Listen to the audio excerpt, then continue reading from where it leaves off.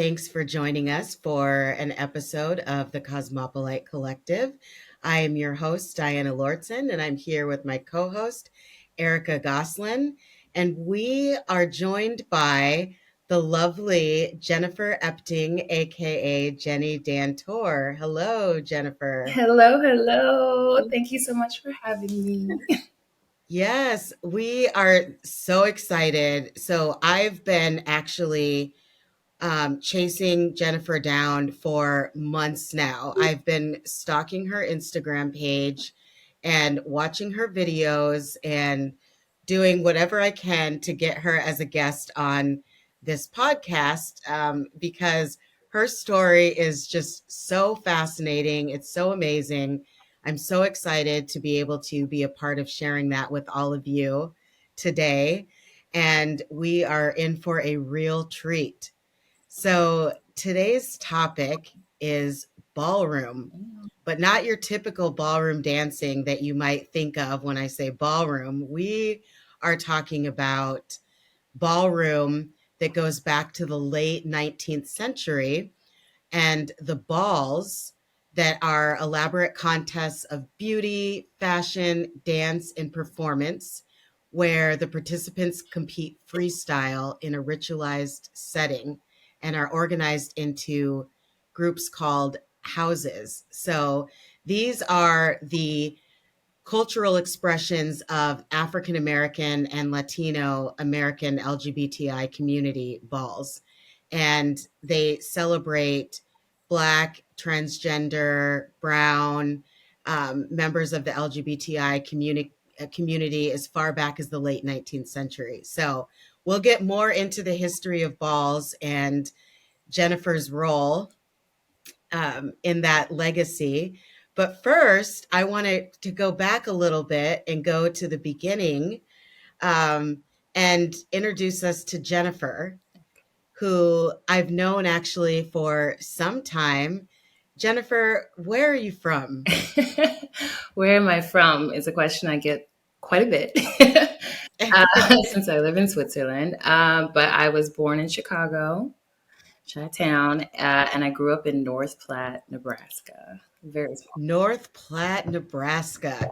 Now, as someone who went to college at Creighton University in Omaha, I get the Omaha, where is that? What is Nebraska? Where is Nebraska? Questions all the time. What I I one of the people that have asked that question. I have brought Erica to Nebraska before. Um, so she's been to Omaha. Okay. Where I have not taken her is North I Platte. don't recommend. So tell me a little bit about North Platte because I want the audience just to get a feel from where you came from to where you are now. Okay, so I'll also tell you a bit about how I found myself in North Platte as well. So my parents are from Chicago. Like I was born in Chicago as well. I'm the seventh of 9 kids. And after they had me, their first girl, they were like, "Ooh, we got to get out of here." So my dad had an opportunity with the railroad to move to North Platte. He had no idea where it was on a map. Neither did my mom, but they said yes. And so they drove that direction and we ended up there.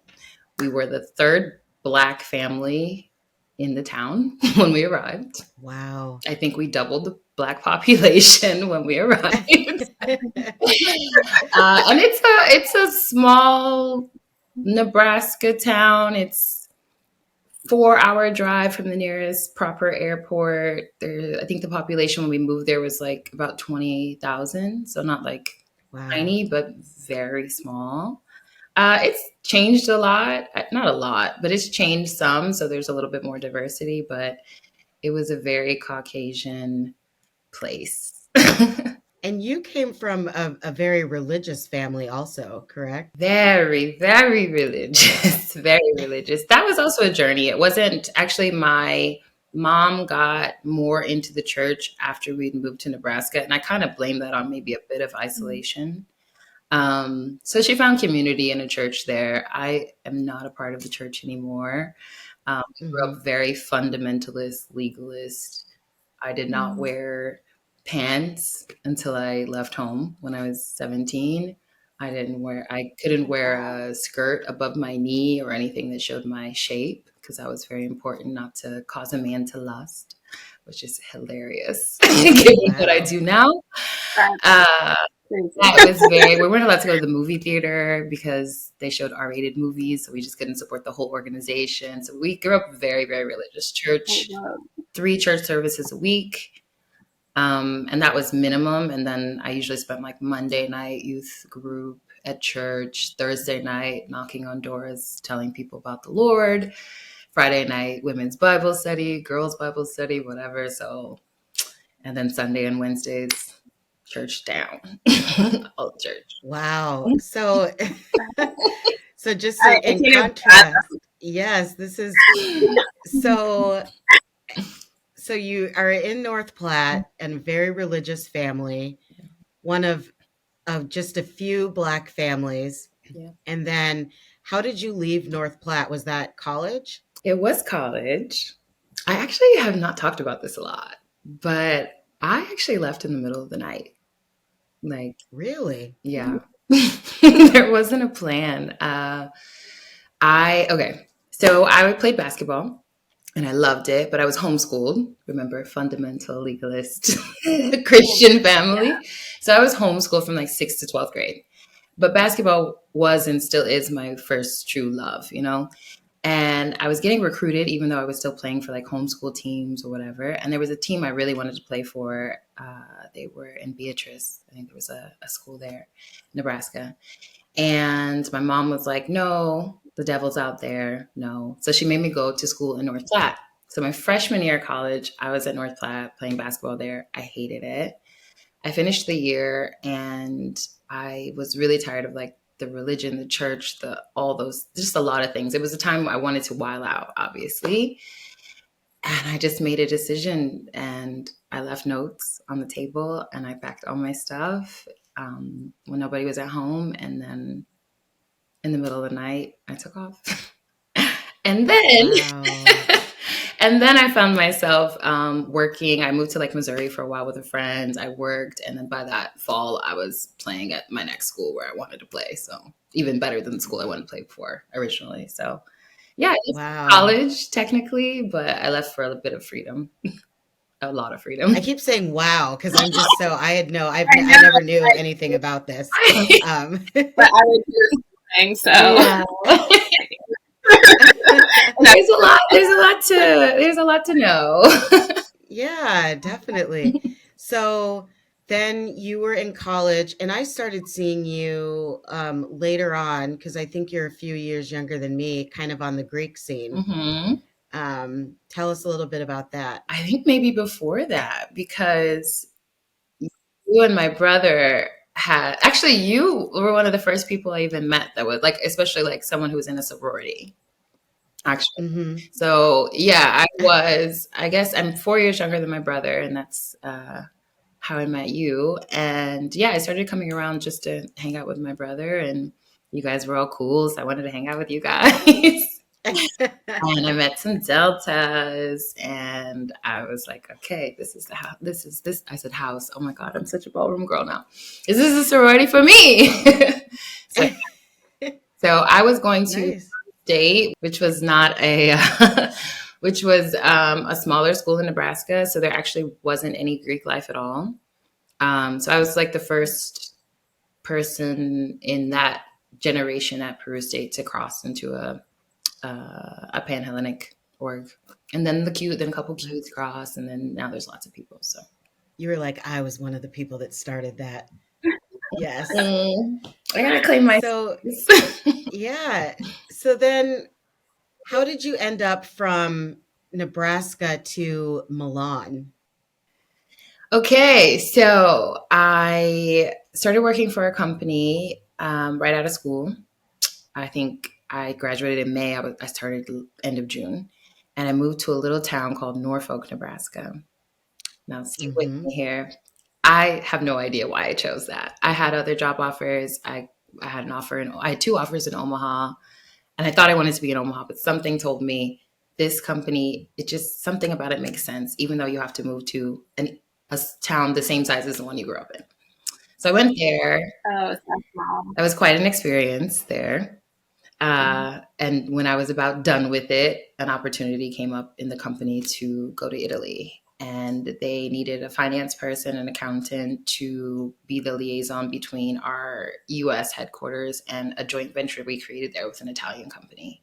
So it was really like wrangling Italian colleagues and communicating back to my office. So, yeah, about 3 years after I got out of school, the opportunity came up. I had like 10 interviews in one day when I went to our headquarter office, psychological exam, everything. And then I had never been to Europe. But I said, yes, Oh, that was Wow. your I had first never time been in to Europe. Europe? Oh my Yeah, I goodness. think I've been out of the country twice, maybe Jamaica and the Virgin Islands. So yeah, I used the passport like 2 times and that was it. And then I was living in Italy like 3 weeks later. It was almost like you were supposed to get that job offer in Norfolk, Really? Nebraska. I I mean, do feel like that. I do. of all places, that would be the opportunity that would get you over to Europe and Yeah. this whole new kind of life. So, what was it like? So, you moved from Nebraska to Milan. How did the world life change for you? Everything changed. Everything. I mean, I wasn't even just going from like living in the States, which is like moving from one country to another it's always going to be a difficult, challenging adjustment. That's just how it is. It doesn't even matter if you speak the language, if it's just different. Uh, but I was living in like a tiny little town. And then I moved to like this fabulous city where people don't even walk around in sweatpants and, like people always look good. Like I felt like so much like a fish out of water. But it was amazing. It ended up being a great experience. It was challenging, but in the end, I speak fluent Italian now. Like, why? Okay, if I say wow one more, I'm gonna have to tell the audience every time I say wow, take a sip. It's at that point I'll join now. you, audience. We're all gonna be. There you go. Oh, So oh you boy. speak fluent Italian, I do. and you studied there too, didn't you? Go to school there? Yeah, so while I was there for about 4 years. My agreement to go was for only 2, but it ended up, it was working out. So yeah, I was there for about 4 years, and somewhere in the middle of there, I learned that like one of the top 10 business schools in Europe was there in Milan. So I was like, oh, this could be a good opportunity to knock that out. So I went and got my MBA there. Yeah. And that was a great, great, great experience because one, an MBA, it's a nice degree, but that school was special because the program was because we studied everywhere. So we studied in Milan often. We had big modules there because it was an executive MBA. But we also went to Shanghai, Sao Paulo. We were at UCLA for a while.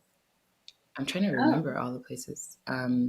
Yeah, I went to UCLA twice, I think. Yeah. So yeah, it was a really, really good experience. I got to be on different continents that I hadn't been on and great experience. And then somehow you ended up in Switzerland. Somehow, yes. So at the end of my tenure in Italy, my company asked me to come back to the States. They were like, okay, we've got all these opportunities. Like you've done the international thing, you got your MBA, boom, boom, we got a plan for you. And my heart said, that plan is not for me. I could not see Mm. myself living in the US again after that. I just felt forever changed. Like, I love being in the US. I miss my family. I miss my people. I miss Chipotle and Target. But there was just a different type of safety that I felt outside of the States. So I contacted my mentor, past boss mentor at the time, who's also in the company. And I just told him, and he already knew. He was always like, I know. I was like, listen, I can't do it. I don't know what to do. So it was either leave the company or go back to the States. And luckily he was on my side. So he said, hey, our Swiss trading office needs someone like you. Would you be open to it? Never thought about Switzerland in my life. And I was like, yeah, I'll go up there for a meeting. And I did. And you ended up there. I ended up here. It really, yeah. The path was, yeah, I came up when I was still living in Italy. It was a 4-hour train ride from where I was living. So I'm really not even far from where I used to live. And it was shocking. I got here and it was really cold. I knew it would be really cold. The city is way more beautiful than I could have imagined. And there was way more Black people than I ever could have imagined. Really? Oh, When really? I arrived in Switzerland, I could not believe how many Black people I was seeing. Like, and this is not where I live in Lausanne. It's not a major city. For Switzerland, it is because there's not a ton of big cities here. This is a mountain place. But this is one of the major cities in this area, but it's only about, I guess, 250,000 people. Oh, that's pretty decent It's size. decent, Yeah. but Yeah. there's a lot of Black people here, and it's very surprising. Can't wait to come visit just in general. I Yeah. know. I've been wanting to visit. I'm sad I didn't visit when you were in Milan. Yeah, we can always go there. It's no problem. Yeah. We got 4-hour train to go ride. shopping to the clubs and the spas. Let's go. So what I want to know is how did you go from living this finance accountant life to ballroom? Oh, What happened? I feel like there's some stories that something in between that might have happened. yeah, there are. Yeah, yeah. How do I see this? Let's see. Where would I start? So I had known about ballroom. I am a Black lesbian woman, so it's more or less my community, or at least my understanding at the time. I had seen Paris is Burning. I'd seen Pose, in more recent years. Mhm. But I never knew the ballroom was actually outside of the US. So I was completely blind to like the Paris scene, all the scenes in Europe and outside of Europe. But I saw something on Instagram that said there was like a mini ball or something, and I was like, oh, cute. And my ex-girlfriend, my girlfriend at the time, was down to go with me. So I was like, let's go. So we went. I loved the energy, and I just happened to meet a few people there. And after the ball, we were talking, we were kicking, we were having a good little time. And my girlfriend at the time kind of clocked that I was having a great time.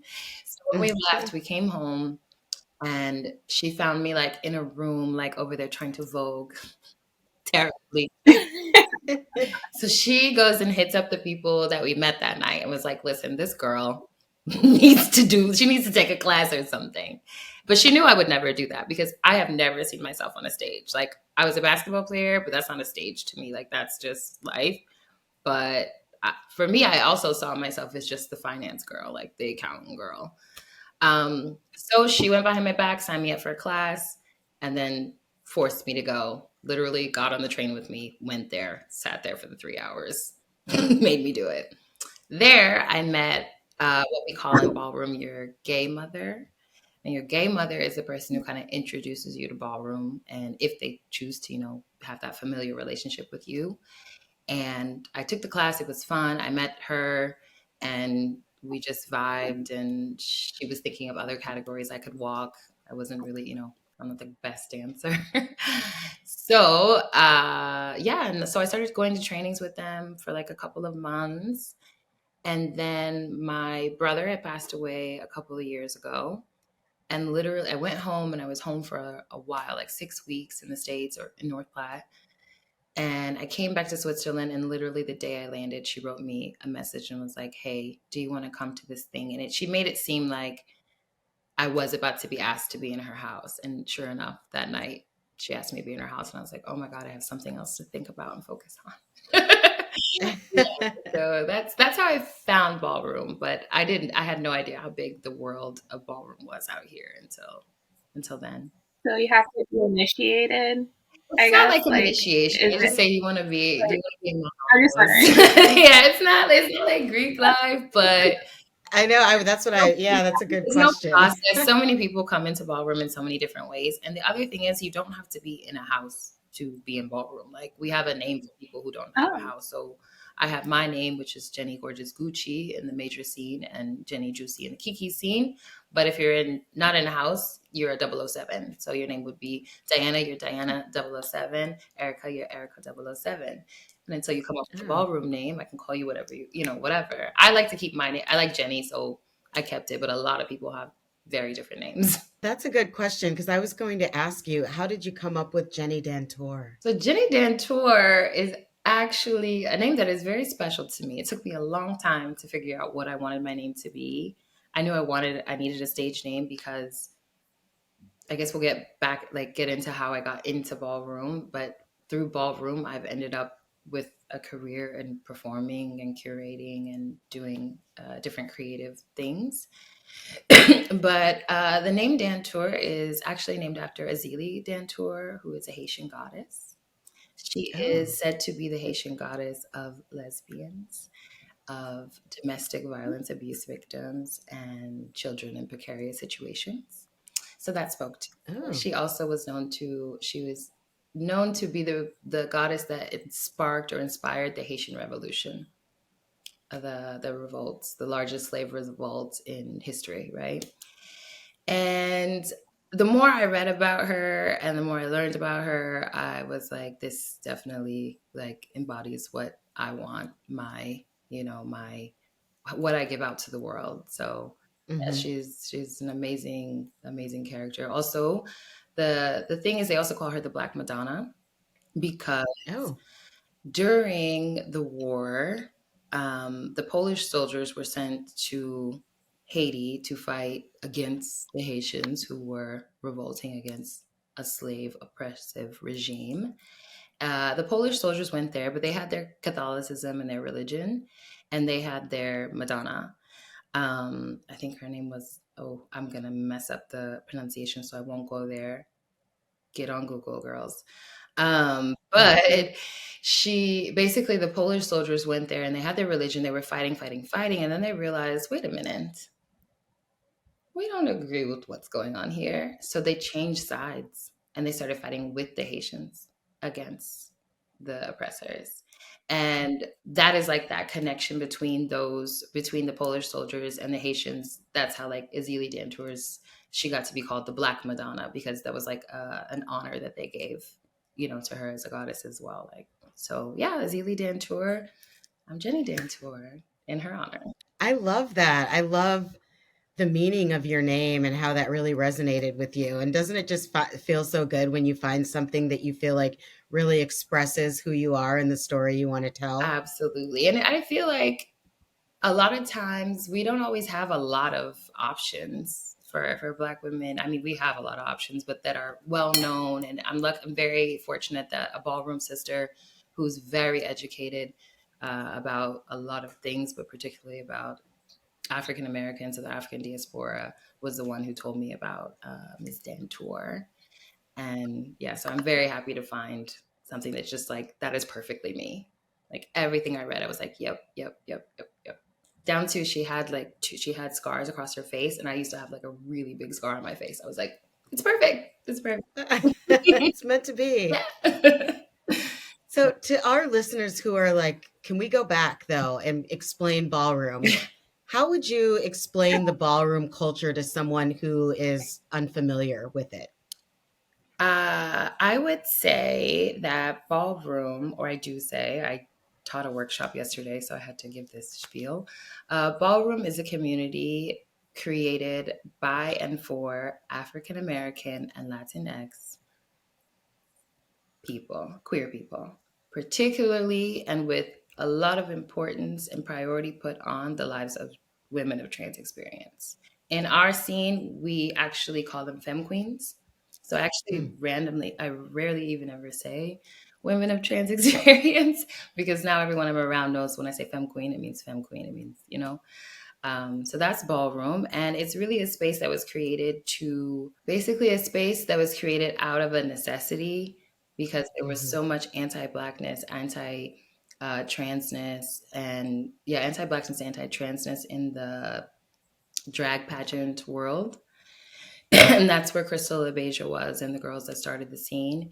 And so they saw a need outside of just like wanting a place to express themselves and not feel that white, gay discrimination that we still feel to this day. But also because there was a lot of Black and brown kids in New York at the time who were sleeping on the streets, doing, sex work in a way that was very dangerous.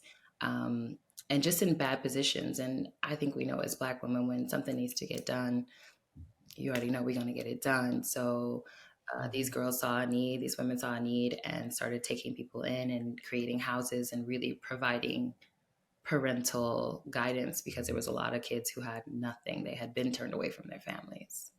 So until today, it's that. Isn't it interesting how people who have been oppressed sometimes, or those who have been discriminated against, sometimes find their own pockets of discrimination against other folks who are even more marginalized? You know, just you think in that world, it's like, well, hey, we're all being oppressed, but yet there was still that racism with between white and black gays, you know, and trying, you know, it's, I always find that fascinating that those who have experienced it, that know what it feels like, it's almost like, well, it makes me feel better now to know that I'm the one that can now oppress a more marginalized group, you know, and they start to emulate some of that behavior. I feel like I absolutely have seen that, and I feel like it's so lame. It's just so lame to me. I don't understand Mm-hmm. it, but and it's still today. Like we definitely have our like Black queer clubs, and we have the white gay clubs. Like there's still like quite a bit of segregation. The segregation itself doesn't bother me. I like to be with my people, but the discrimination absolutely does. But Mm-hmm. it's the crabs in a barrel mentality, rather than like, okay, we all gonna move up, we're gonna keep going. They'd rather just emulate white supremacy and society and continue to have this hierarchy. It's sad. So, what challenges have you faced in the community? In ballroom community, Yeah. challenges.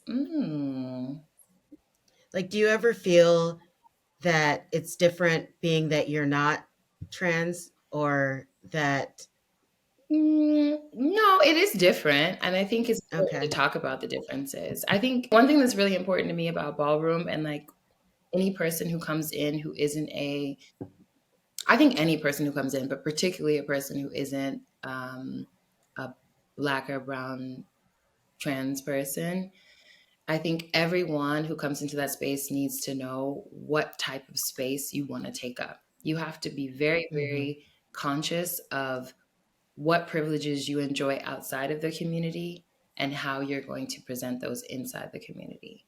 So Mm-hmm. I don't feel like I've had any challenges necessarily. I'm a cis woman, so, or in ballroom they call us fish. But yeah, I'm a cis woman, and there are cis women in the scene who do feel like, oh, they treat me like this, they treat me like that. But for me, it's about your mentality and what you're really here for. And I think it's important not to come into a community and take and not give. So if you are Yeah. coming in as, we'll just talk about myself, I'm a cis gay woman, Black woman, but I have particular privileges. Out here, American passport, American accent can be a privilege. So I know that. I'm Mm-hmm. quite straight passing, depending on how you look at me. So I'm quite feminine, especially since ballroom. You knew me back in the Mm-hmm. basketball days, but you know. Yeah, yeah. But yeah, so I get to express a high level of femininity in ballroom, which is really fun for me because I grew up with six brothers. So there's certain things that I know. I got to go to college. I got to go to one of the best business schools in Europe. I live in Switzerland. This is the most expensive country in the world. So I know those privileges. So for me, it's important that if I'm in ballroom, I'm not gonna focus on, oh well, the femme queens did this to me or this that. No, I'm good on that. First of all, everybody's cool with me. I haven't had too many problems, but well, not everybody, but most people. But if I come in, I have to know what privileges I have and what thing. I mean, I'm a cis woman, so me personally, just being able to reproduce, or just, there's all these things that you have to just be Mm-hmm. conscious of when you walk into a space that is meant to be a safe space for particular people. And I believe ballroom is absolutely my space, and luckily my legendary mothers have very much told me so. As a Black queer woman, it's very much my space. However, I'm always going to be conscious of how I interact and how much space I take up there. I take a lot of space, no shade, I do. But so far, I think it's been good, and I try to give back as much as I can.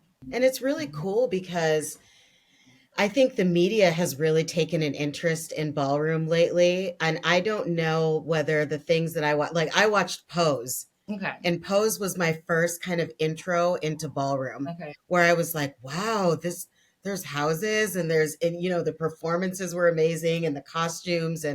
But then of course you're always like, I don't know if this is an accurate depiction of what actually happens or if this is just the televised, sensationalized version. But I've noticed that there's a lot more portrayals of ballroom culture in recent television shows. I mean, and of course there was, Vogue and, some of the different, you can see influences with different musicians and um, concerts and, influences in the Everybody getting in music. on it, honey. Everybody. Yeah. Yeah. Everyone's getting, and Beyonce's Renaissance tour is reminiscent. Yeah. Pose is a wonderful show. I love Pose. Most ballroom people do.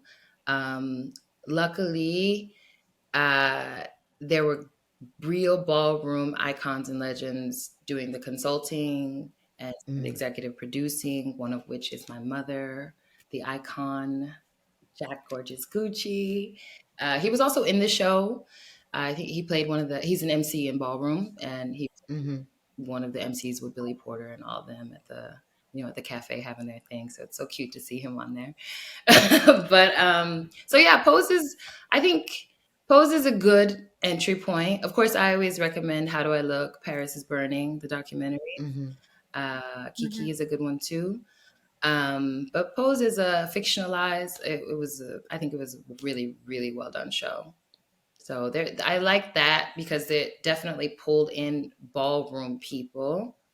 Like, true, mhm, because there's people who can be in ballroom and there's people who are ballroom people, So, mhm, and I think it's important to be careful of like who's just like buzzing around to get that little bit to say, okay, I've got legitimacy. Now I can go over to the white people and make a lot of money on it. And who's been putting the mhm, work into the scenes and the communities and traveling and parenting and mentoring and all of that, and having those people in those mainstream places to really set things correctly. And luckily, I think Pose did a good job of that. Legendary as well was very good. So it doesn't emulate how the balls are in person, but it was a great presentation of ball, mhm. I think. So I was thinking when we're talking about ballroom, and I've seen you in some of the videos of some of the balls that you've been in. I just want to know, so you got into a house. How did you prepare for that first performance? Or, like what did I'll you go back. So the videos you saw was the videos that you can find online today is not the beginning. Thank God. Okay. I actually walked my first ball in May 2021. I was Mhm, here in Switzerland. It was a Kiki ball in Geneva. I really didn't know what was going on, but I had a good time. I mhm. won. And I was a juicy at that time. So in the Kiki scene, I did have a house, so I had some understanding. But the videos that you see of me now are how long after that? It was maybe a year later. Mhm, And I wasn't in a house yet. So I had walked a few balls, and then I had the houses coming to me because I was a Juicy and Kiki, but I was a 007 in Major. So I had how now that I've walked and people have seen me, they're like, what's up? Come to my house, come to my house, come to my house. And so and so actually like getting prepared for all of that was really scary because I didn't actually have house support. Of course I had my sisters, the people in ballroom who I had already considered family, but preparing for it was stressful. I really didn't film it enough, but I was making my looks. I was learning all these things. I'm not I didn't think of myself as a crafty person, but now I literally like, can make my headpieces. I can make mhm, all kinds of things now. It's crazy. So Yeah, preparing is more getting your look together. Your look is very important.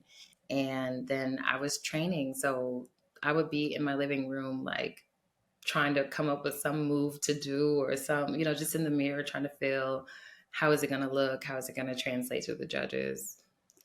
It's a stressful thing to prepare for a ball, but I keep doing it for some reason. You've always, I mean, you played basketball, so you always trained and worked out and all of those things. But when I watch the balls, I am just stunned at the beauty of, the women walking down. It's like, and all I keep thinking is I need to get in the gym.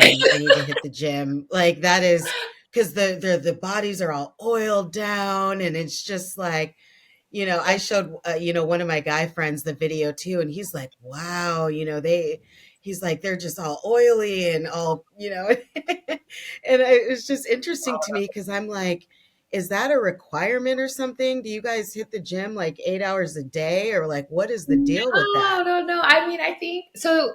No, it is so not a requirement. And I taught a sex siren workshop yesterday here in my own city. Finally, it's my first one in my own city. I've been flying other places to do it. And one person had written me before the workshop and was like, "Hey, I'm kind of interested in the category, but do you have to have a nice body? Because I don't have a nice body." And I was like, "Oh no, we're gonna set this straight right now. Everybody can be sexy, and I can show you Mhm. how. Okay, it does not matter." And the thing about ballroom that I really love is sometimes we do have categories specifically for we have for body is a certain category in ballroom, but in sometimes there's, I guess you can say, not subcategories but identities within it. And so body is a category, and in body we have luscious body, fitness body, model body, all the different types of bodies. It's Mhm. never OTA, which means open to all. Everybody's walking. And we celebrate big, luscious, sexy bodies. We celebrate dark and Mhm. lovely bodies. We celebrate all of that. So maybe some of the videos you see me with, yeah, some of the girls that I compete with out in Paris, yeah, they hit the gym. We hit the gym, But you'll also see people of all different body types, and I love that. And just going to your creativity and making the costumes. I saw your Halloween costume It's so pretty. this year on Instagram, on the Jenni Dantor Instagram page. I I say love why, and I'm obsessed. It's amazing. Thank you. No, I can't. I have to tell y'all, I was so proud of myself for that. I can't. I was going through a lot personally at the time, but I knew I wanted to walk that ball, and I had been being like, I want to pay this homage to Aaliyah, so I needed to do it at that ball because that ball gave you like freedom to do what you wanted. They just call for every category to come in a creative Halloween look, whereas other balls they might be very more specific about come in red feathers, it could be like that. So yeah, that one I worked so many hours. I started with literally wire. I watched a 25-minute video of a Caribbean man explaining the art of wire bending. And I was like, okay, I'm going to use this wire. I found some fabric from some old stuff from another time I walked, from some latex leggings. I was like, boom, boom, boom. And I put it together, and I was very happy with the look. But if you had asked me like 2, 3 years ago, if I could do that, the accountants, no, no, no, no, no, no. But yeah, but I'm inspired by my family, my Gucci family, my father Vernon or Khalil, gorgeous Gucci, my mother Kitty, gorgeous Gucci. They're so creative. I've seen them do crazy things. I was in Paris a few weeks ago, and was at my mother's apartment, and I watched him take like these big, huge wires, like nothing like what I used, and make this big, like winged effect for another one of his kids, one of my siblings. And I can send y'all the video, or you can put a link to it. It's just I yes. watched them make it in 1 hour, but Wow. Wow. like it's a huge black winged effect. It's beautiful, and I watched it. Send us the video. We like to include photos and videos in our YouTube Okay, okay. No, part of our people. podcast. So I'm sure the audience will get a kick out of that and really enjoy seeing that. or try to make it themselves. You Yeah, never or know. go Start to the ball, and, you know, but we have a high standard when it comes to like major balls, and the fashion is so important, so important. So I just feel really really fortunate to have people around me who are so creative, so resourceful, like can do things so quick, and so they inspire me and they give me tips and help me out, and so they have really helped me tap into a creative side that I just really never thought I had, truly. I love the juxtaposition of the Jennifer Epting finance accountant and the Jenni Dantor creative sex siren. It's very, I love the duality of that. It's not bad. And I'm a Libra, so you know I need balance. So I think I found the balance in my life. Yeah.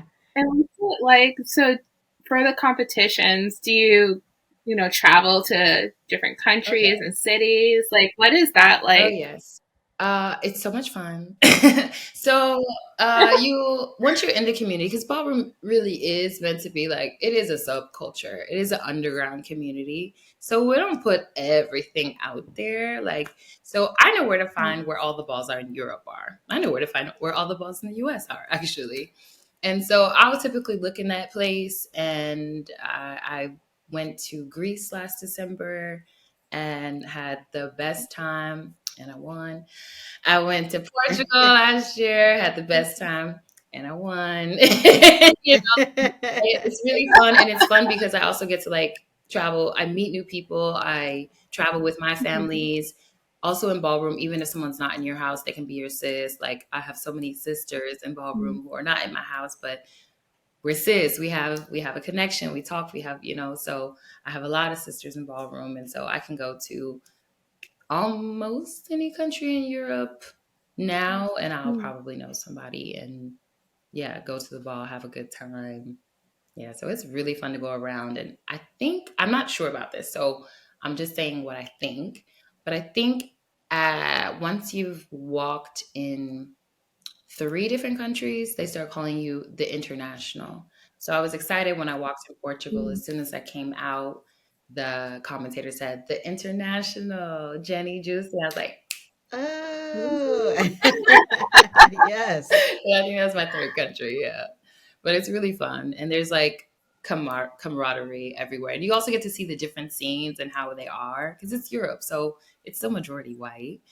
So it's interesting to see like how the scenes work, and there's like, what different types of people who find themselves in ballroom across Europe and need it. So from Poland to Italy to Spain to Portugal to there is ballroom in Korea.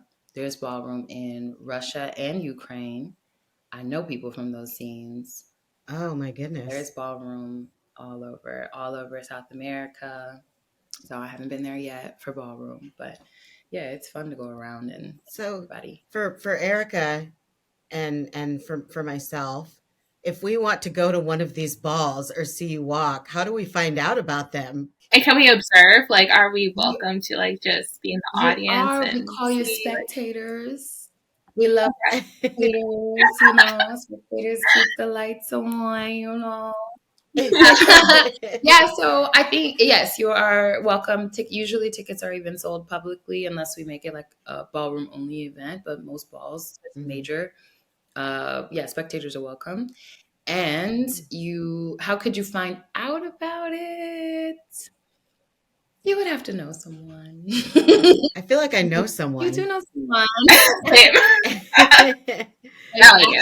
you can come. I think the only thing about just knowing where you're going, I wouldn't worry about the two of you, but I certainly would not bring like a cis heterosexual man into the space. Definitely not. Mhm. Just stay. They do come to balls. It happens. Sometimes people have partners or whatever. Um, it's particularly for my category. I appreciate that they're not there because I get quite naked. But yeah, no, people are definitely welcome in the space, and we like to show off our creativity and our love and our competitiveness and all the things we bring into it, because we put a lot into it. We put a lot of effort, a lot of money, a lot of training, a lot. So yeah, we want to show it off. So, what advice would you give to someone who's interested in exploring or participating in the ballroom scene? My advice would be, first of all, do your research. Make sure you understand what ballroom is as much as you can. Second, do your research on yourself. Why do you want to be there? What are your Mm. motivations? It can be very selfish. I want to shine. I want to be that bitch. I want trophies Mm. like Jenny.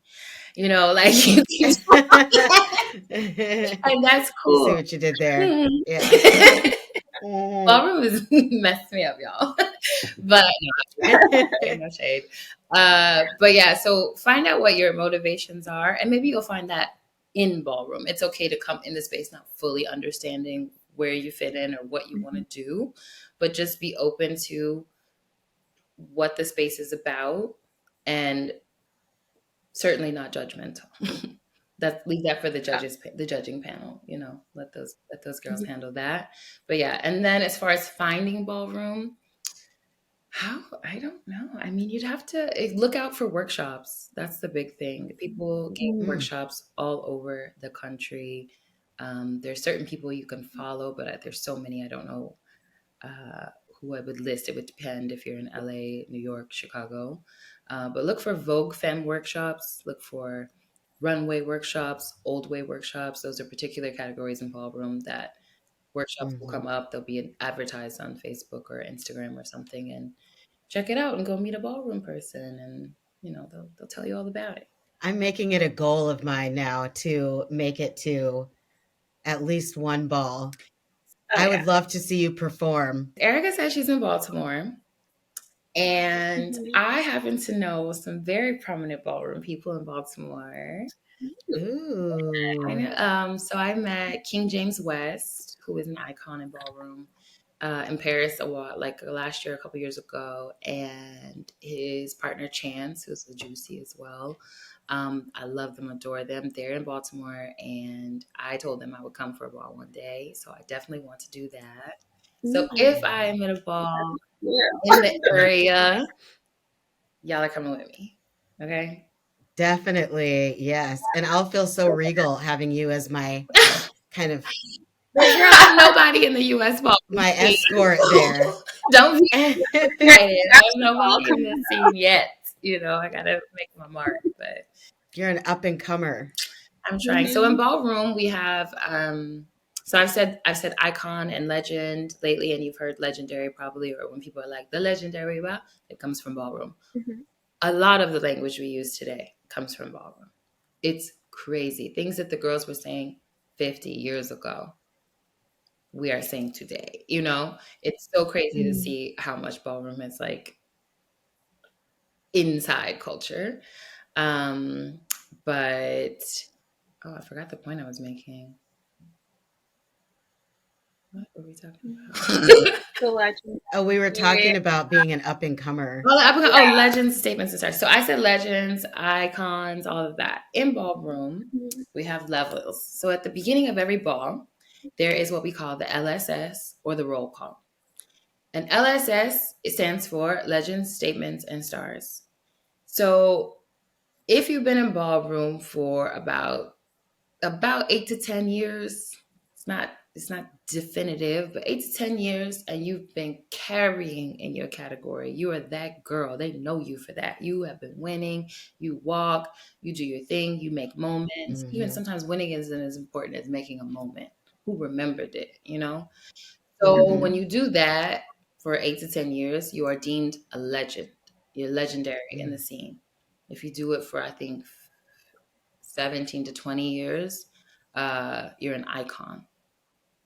Mm. So there's legends, there's icons, but the statements and stars are a little bit before that. So a statement would be, I think, around like 5 to 7 years in the scene, maybe a little longer.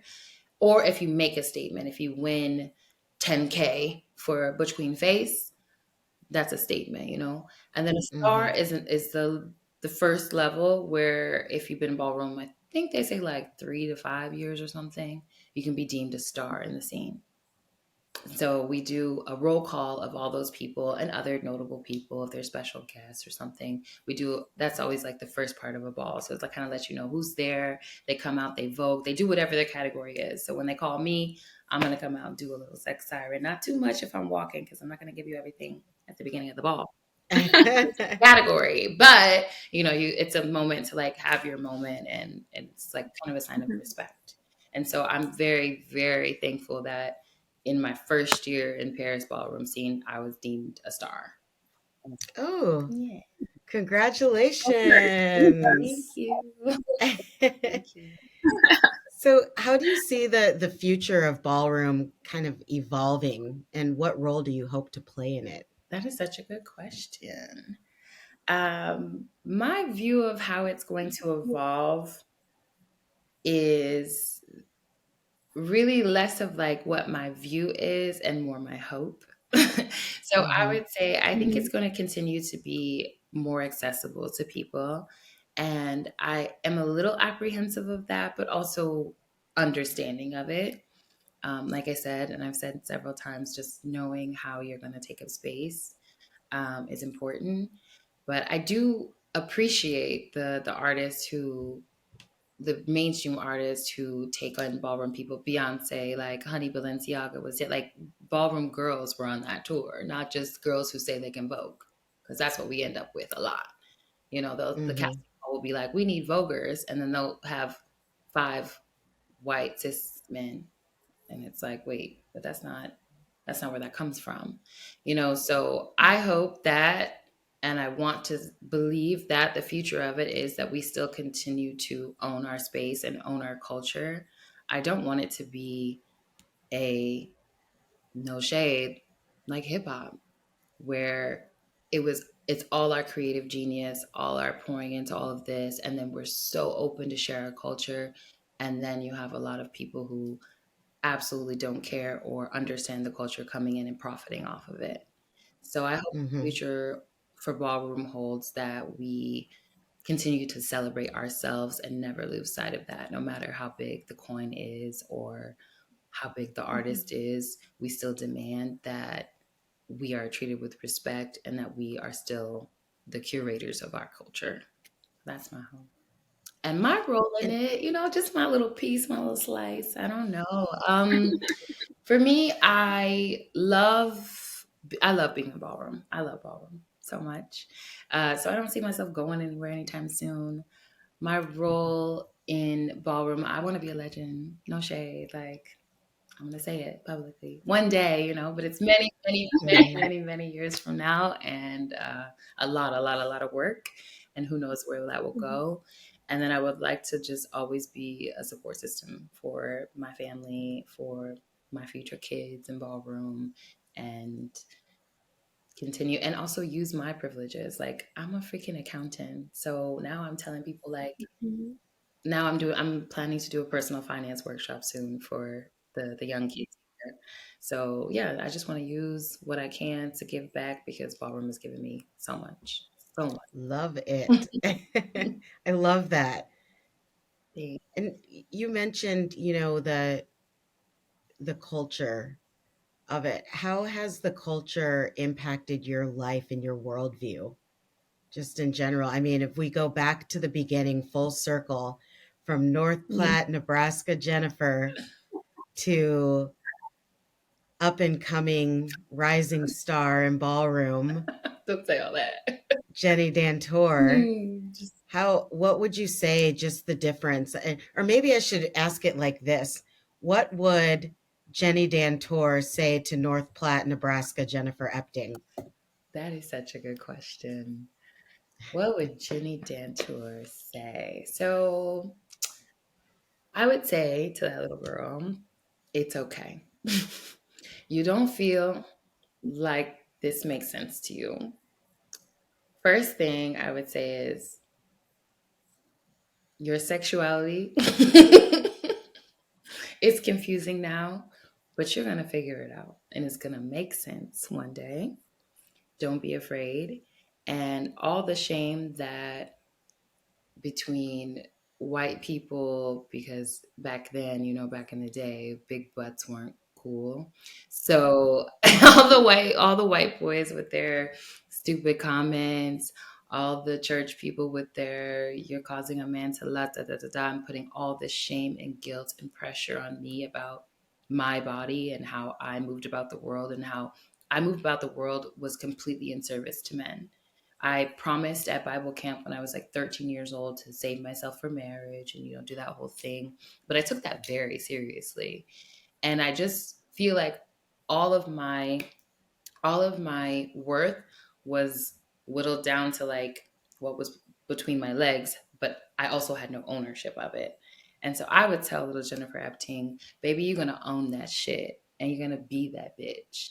So don't worry. These people could never see what's really in your future. So let them be.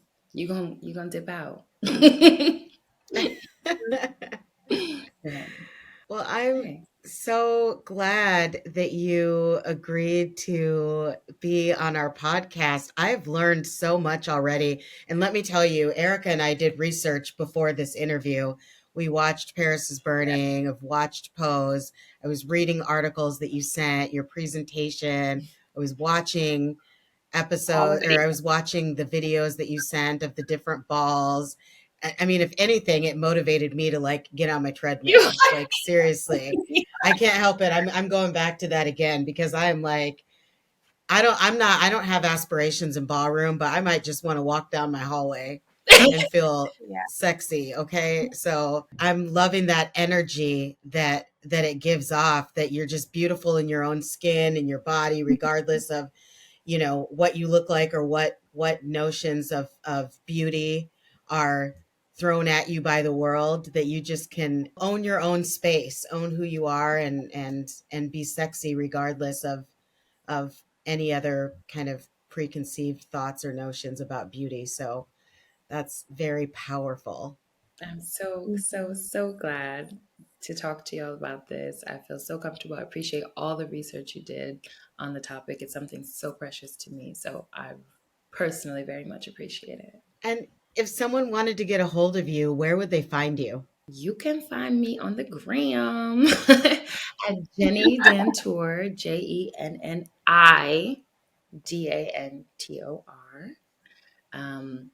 I'm an old lady, so I'm not on there a lot, but I got notifications. So, yeah.